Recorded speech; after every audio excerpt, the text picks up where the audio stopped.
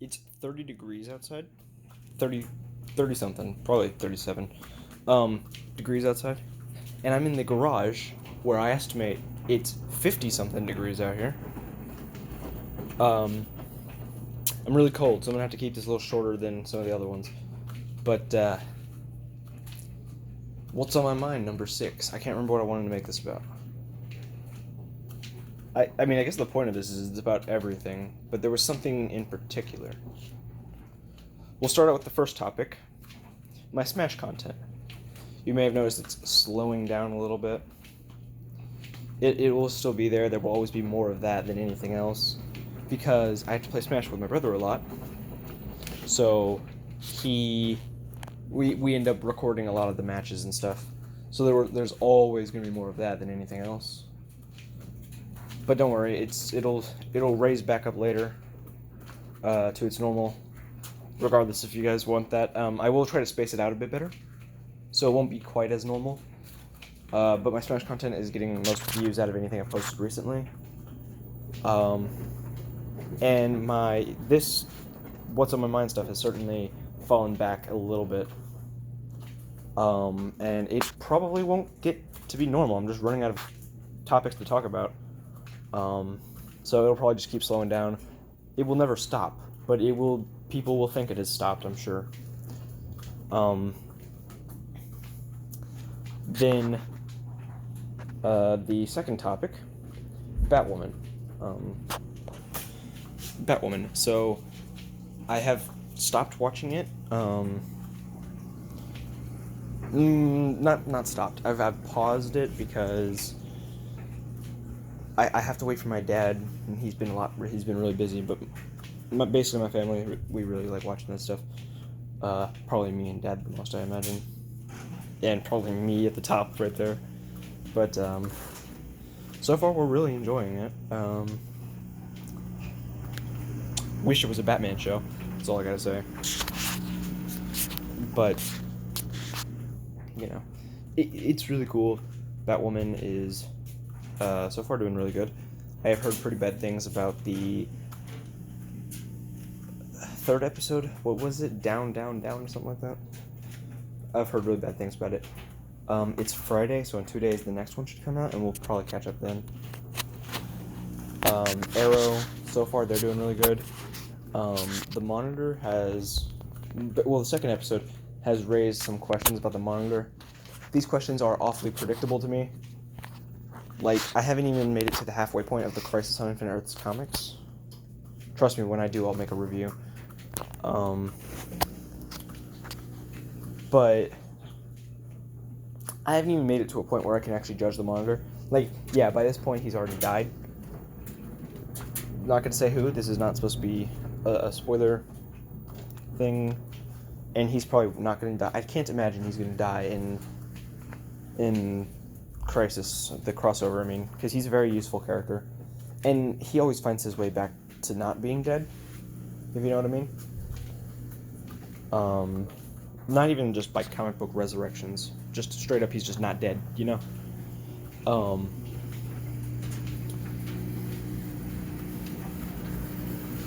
But I'm hoping that we see Batman in the Arrowverse crossover and stuff, because we're getting Bruce Wayne. Batman, so far, is not a big part of that comic crossover. He's there for, like... Okay, Cat's inside. I thought he was out front. So far, he's there for, like... I have seen him, like, 3 different times. He's working with the Outsiders, which includes Katana. So me and my dad actually think that episode 2 was about the Monitor trying to get Oliver to build a team. Maybe, like, all these MacGuffins that Oliver is getting is to prove points, and they're not actually that important. That, or he's trying to build those tuning forks and whatever. But my theory is none of the MacGuffins are that important. In infinite realities, Earth 2 is the only one that has those orbs. Or those... whatever they are. I can't even friggin... the something particles. Earth 2, the only one. Out of infinite universes, infinite possibilities. And then he blows up Earth 2 to demonstrate a point to Oliver. Think about it, right? Like, why? Why is that the only Earth? Why is he the one who blew it up? when he wasn't supposed to interfere. Oliver now thinks he's the bad guy, but Monitor's trying to... He's trying to rally a team. He knew Oliver would go and do all of this stupid stuff, so he wants Laurel of Earth 2 to be on the team. In the comics, the Monitor was the one who rounded up all the teams, but the teams were already formed to some extent. In this universe, the teams are still being formed, and Oliver's the one who's doing it. But it's because of the Monitor's wishes and the Monitor's master plan. So far, they've rounded up Laurel of Earth 2, Katana of Earth 1, and Thea of Earth 1. It seems like Thea's going to be rounded up. I can't... Honestly, I can't imagine that. She hasn't been on the show for a while, but let's just roll with it. School buses, hold on. So yeah, that's basically my theory. I skipped ahead. Normally I skip backwards. I skipped ahead. Wow. So, school buses are back again. I waited like 10 minutes for them to leave, and they're back.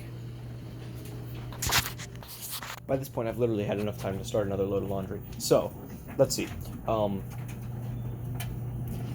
it! Okay, they're gone now. So it seems like, stay away from that. It seems like Thea is going to be part of this new team. That or Talia.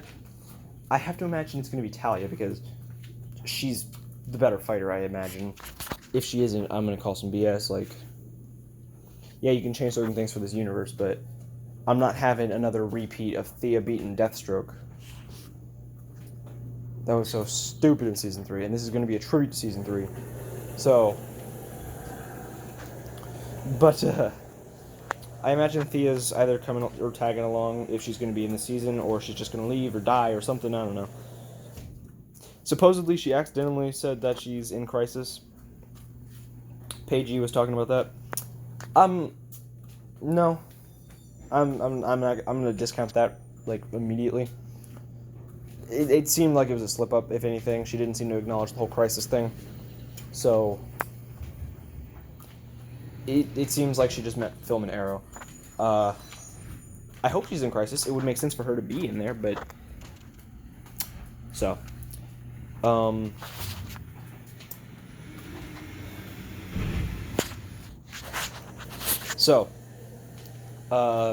You know. So far, the team probably... Well, Dig is there too, but I don't think that was part of the plan.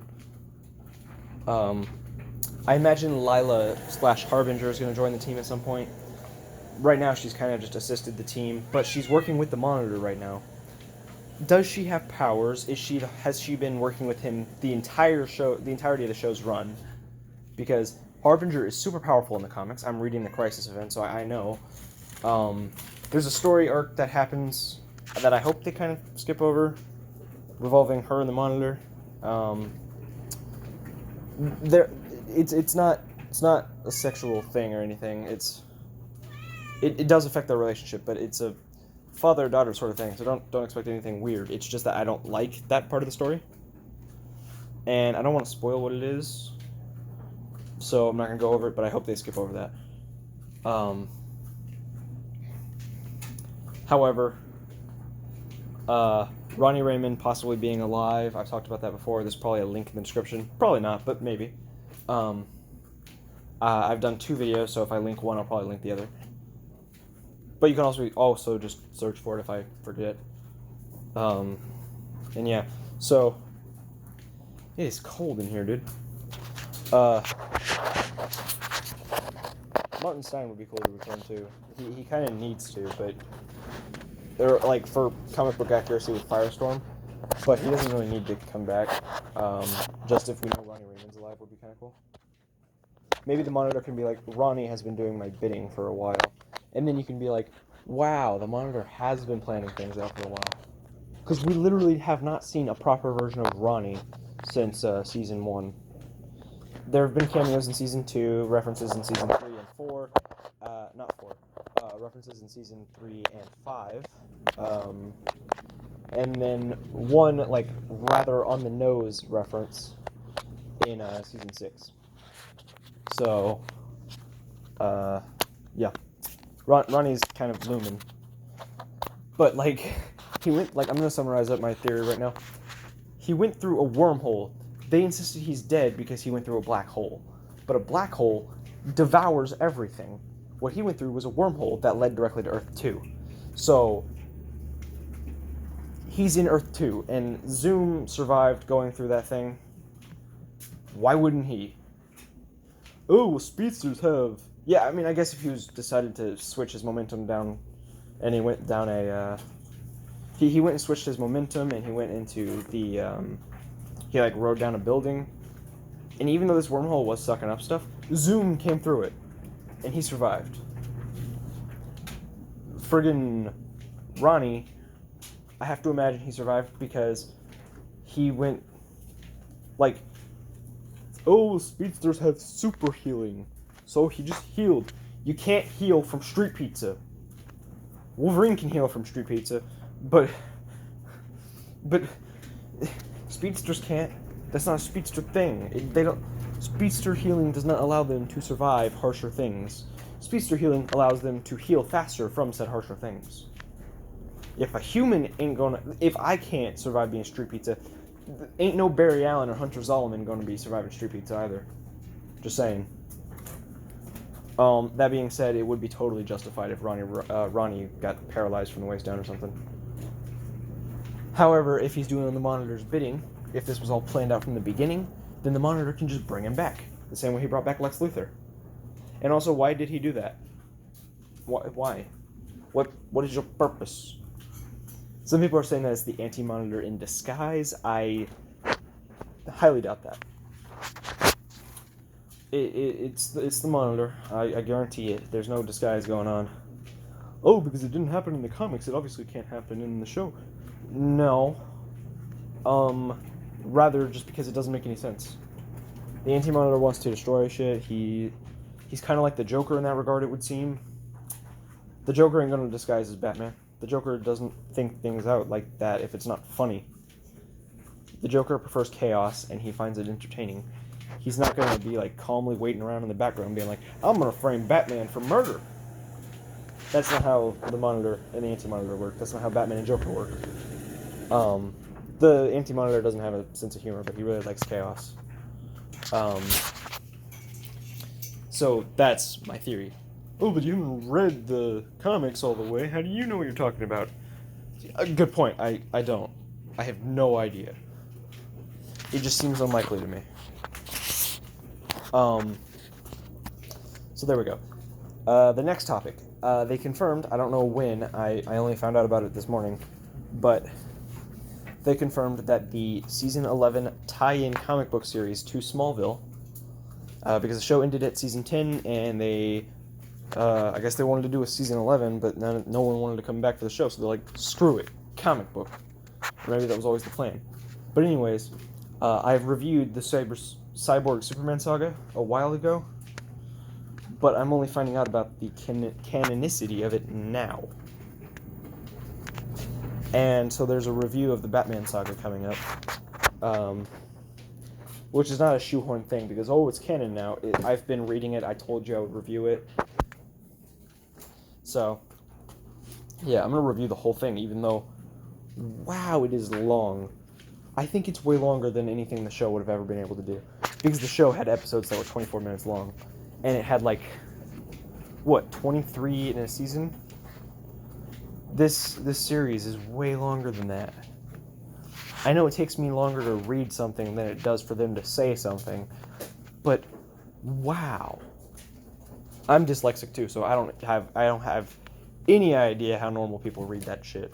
But you know, wow. Cat, why do you have thumbs all of a sudden? He really, like, he looks like he has thumbs now. Oh, never mind, they're gone. Maybe he's able to, like...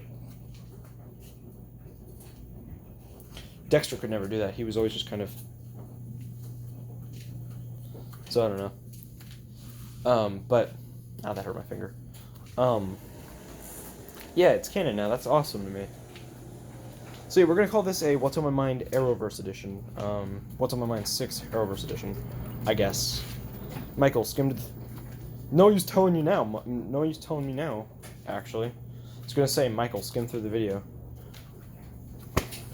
I probably will anyways.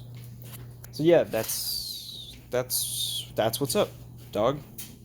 Oh, last topic. That was supposed to be the last topic. This is the last topic. There are obviously more Mortal Kombat 11 videos where that last one came from, you know? There are going to be more. I'm probably going to do reviews on the Mortal Kombat comic books. The ones that DC published, which I think is only X so far, but I'm looking. It's on DCUnivers, so I'm looking. I'm not going to go out of my way to buy any of them, though, because they're no longer canon. They don't appeal to me that much. And there's just no reason to read them. I don't even know where to get them. I think they're available digitally now, but I don't know where. And Mortal Kombat X's tie-in comic book is just sort of messy as it is, and it's on DCUnivers, so I get it for, not for free, but for $7 a month, on top of all this other stuff. It's a good bargain. By the way, if you guys like DCUnivers, or DC stuff, you need to get the DCUnivers. Because I fear that it won't be around in like a year and a half. So if you guys enjoy what's on there, you guys need to go support it, because otherwise that means no Titans and no Doom Patrol, Stargirl. In fact, Paigey posted a rumor that Stargirl is going to HBO and the CW. A censored version of it will be on the CW, and the full version will be on HBO.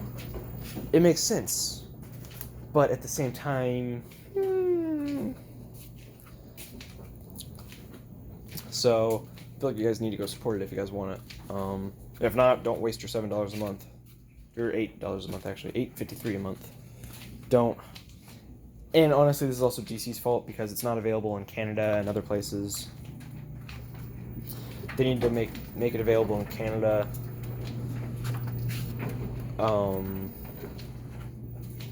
the UK, Germany, all that kind of stuff. They need to make it available everywhere so they can get more money off of it. But right now, they only have it available here in America. So I'm fortunate, but that means I'm not going to have it for much longer if they can't make money off of it, you know? I don't think they're losing any money as of yet. My cat killed himself. I don't think they're losing anything as of yet, so nothing to really be worried about, but it might slow down a little bit more. Okay. I'll save that for next time. I'll just leave with the general consensus of the Jericho episode was awesome, the ending was awesome, and I don't want to do a review, but this episode just blew me away, honestly. It was amazing. Unfortunately, it has the problem that Titan Season 2 has been having, which is anytime there's a cliffhanger, flashback episode pisses me off. So, I thought they were doing it with the Jason Todd stuff, but in the episode where Jason Todd dies, can't remember what that's called, or almost dies, Deathstroke throws him off of the building, we have a prequel episode, or so it seems.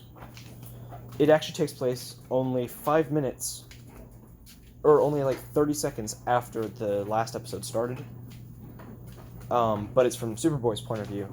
So the only thing that connects to that last episode is Superboy saving Robin at the last minute. Jason Todd, Red Hood, whatever. But then, at the end of the next episode, Jason tries to kill himself, and Dick stops him, and he says, the whole reason we're in this mess is because I killed Jericho.